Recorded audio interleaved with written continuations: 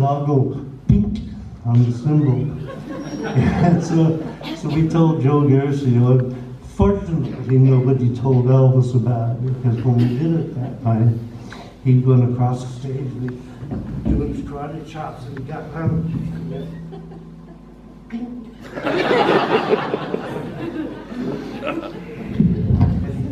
And he stayed down there, like this.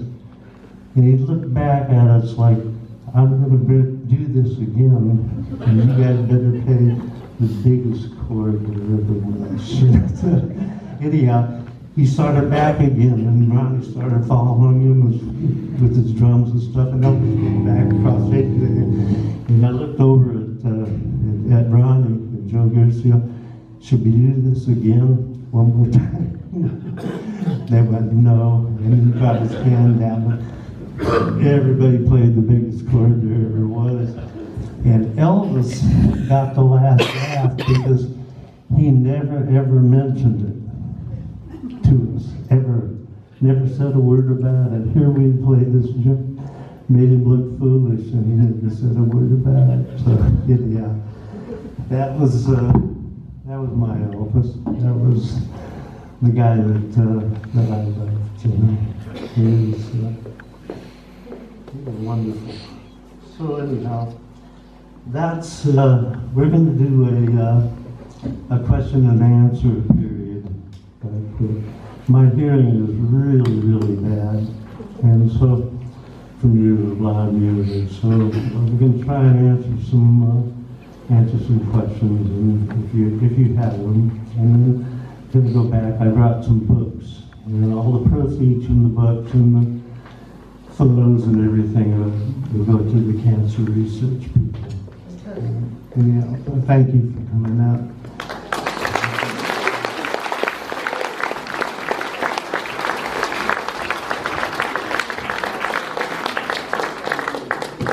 Thank you, Jerry. Thank you very much.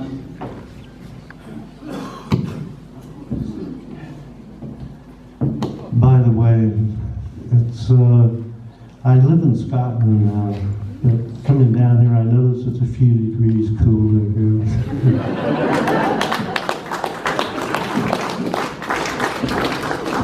Folks, as Jerry just said, we're going to try and do a question and answer session. We haven't got a wireless mic here. So what we're going to do is going to ask you to put your hand up if you've got any questions for Jerry. Going to get Jade over here to come and get your questions. She's going to relay it to me, I'll relay it to Jerry. So anyone got a question for Jerry at all? No. Yeah, can Jerry give us some sort of sense of what it was like when we very, very first saw Elvis? Can you give us a sense of that? Yeah.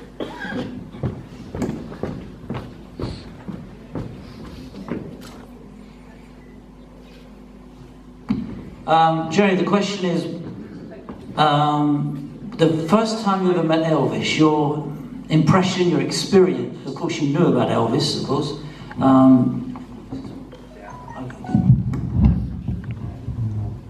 Well, I wasn't a big Elvis fan up until when I met him. I have to admit it, you know. I came from a completely different place, from the West Coast of the United States, and I was playing in black clothes when I was 15 years old, rhythm and blues and jazz, string bass and stuff. And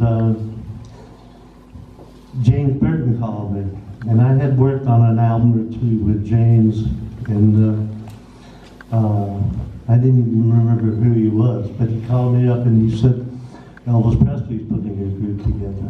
And I told my partner at the time, and I said, you know, I'm just going to go down and see who this guy is, you know, but I'm not going to take the job.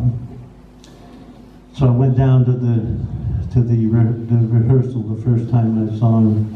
He was sitting on a stool and dressed, looking really, really nice. And when I walked over, he got up off the stool when I put my hand on. I said, Elvis, I'm Jerry Sheff. And he said, I know. He said, thank you for coming down, you know. And I thought, wow, he's this guy's pretty cool, you know. Got up and shook my hand and stuff. And I said, you know, Elvis, I don't know any of your songs. And he said, you know how to play the blues? And I said, yeah. And he said, okay, let's play the blues. So that got me. And the minute that he opened his mouth and started singing, I knew there's something here that I never realized. And going to work with him was like going to school, you know. And he was always really good to me. He treated me really well. He didn't know who I was, you know. He used to tell people, he'd say, I don't understand you, very chef. And that's because I came from the West Coast, from a whole different thing. Everybody else, I was the only Yankee in the band, the only Northern, you know. So anyhow, that was it. And then he let me play what I wanted to play, and that was really important to me. He was really great. Okay? Nigel, I think you have a question.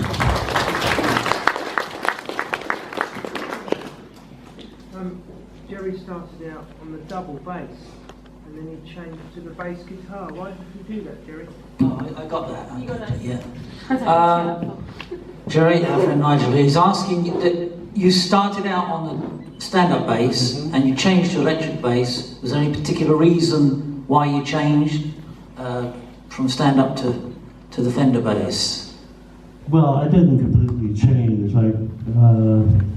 But I moved to Los Angeles. I started doing studio work, recording in Los Angeles, and I was doing everything, motion picture soundtracks to a lot of different things, you know. And you just had to be flexible and play what was needed, you know. And so if I wanted to work and stay busy, I had to play both. I also played tuba. Since I started out on tuba. And so there were times in those days, because of union rules, if you doubled an instrument, like if you played string bass on one song and then electric bass on another song, they had to pay you half again.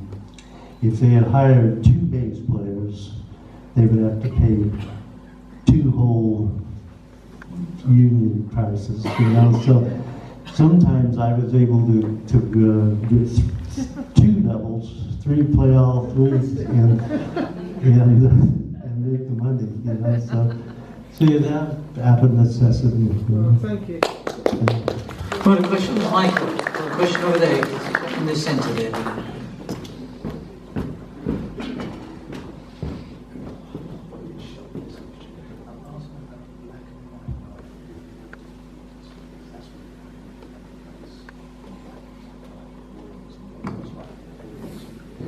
Got some of that. It was about the black and white night, was it? Yeah.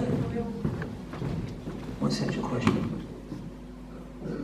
What's the actual question? Well, it's specifically because we're talking about the double bass. Yeah. But obviously Jerry and the TCB band played on that black and white night with Roy Orbison. That's right. I know it's, forgive me, but Roy Orbison was fan. But so were these guys. On the black and white night playing, that's when Jerry was playing the bass. That's right, double bass. Double bass, just what it was like really, because there was so many other styles there. Okay.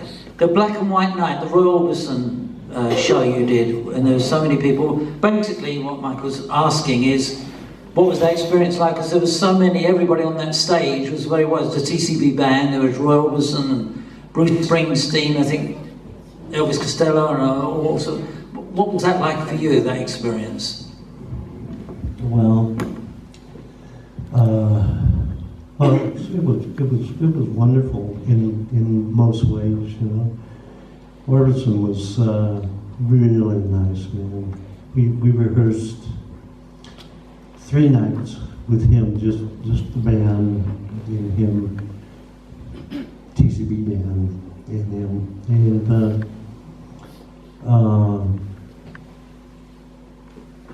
Elvis Costello, I had been working up to that time. I had been, I did first worked with him in the 1980s on an album that he did, and I wound up traveling with him and working with him for 7 years, you know, with 3 or 4 albums with him, and so I knew him. The producer of that movie, of that film, was not liked very well by any of the people on the stage. She made people sign away their rights to future royalties on that recording. You know how much that plays all the time, you know, and so there was a lot of tension. Costello and I almost walked out, and we only because of Orbison that we didn't walk out. But as it turned out, it was just a magical night. You know, it was lovely. And for those of you who've never seen it, go on YouTube, go on your computers, and look up Orbison Black and White Night. And really good music. Any more questions before we... Gentleman down there in the hat, don't you know your name, sir?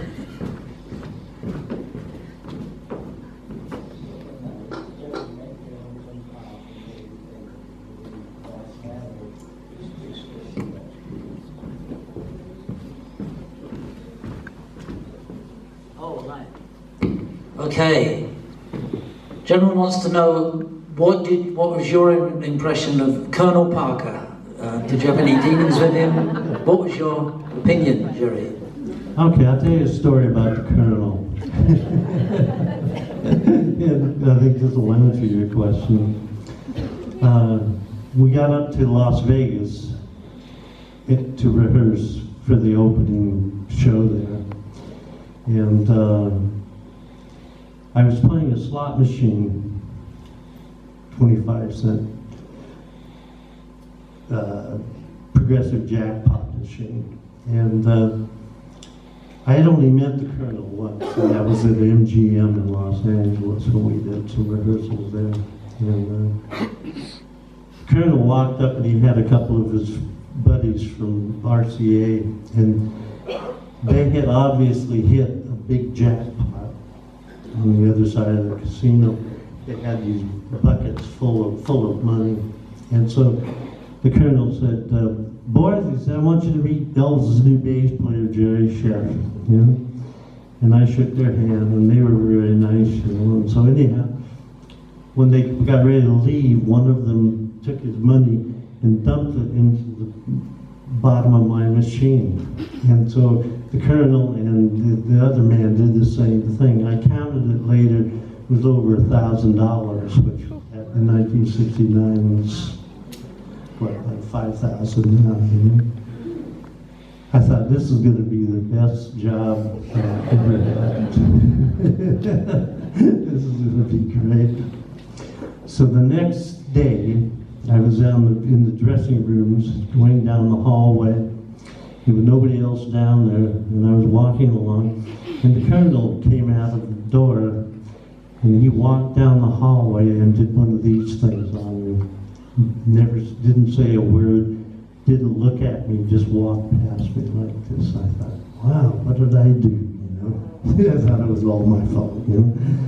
But what did I do? So, anyhow, when we got out on the stage to rehearse with Elvis, right after that, I told Elvis what had happened, and Elvis started laughing, and he said, Jerry, he said, we had a meeting last night, and the Colonel found out how much you guys were, much money you were making, and he said the Colonel told him, boy, we could put chimpanzees on the stage with you and the people would still love you. And he never said it. He never talked to us. for years after that. Never, ever, you know? So, Does that answer your question? Good old Colonel. Yeah, Nigel, we'll just take one or two more because I know you folks all want to meet Jerry personally and get your autographs and everything. Jerry will be sitting around the back there. But I was listen, going to say that, Jerry, you worked on LA Woman with Jim Morrison. It's one of his final albums. What did Jim Morrison think of Elvis?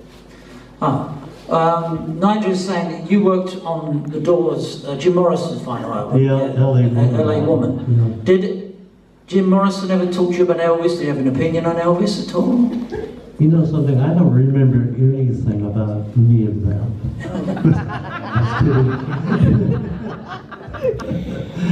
I'm just kidding. As a matter of fact, he never did. You know, he never. But I found out later that they had gone to one of Elvis's shows, and Morrison had mentioned my playing at the show. So I was the producer of that album.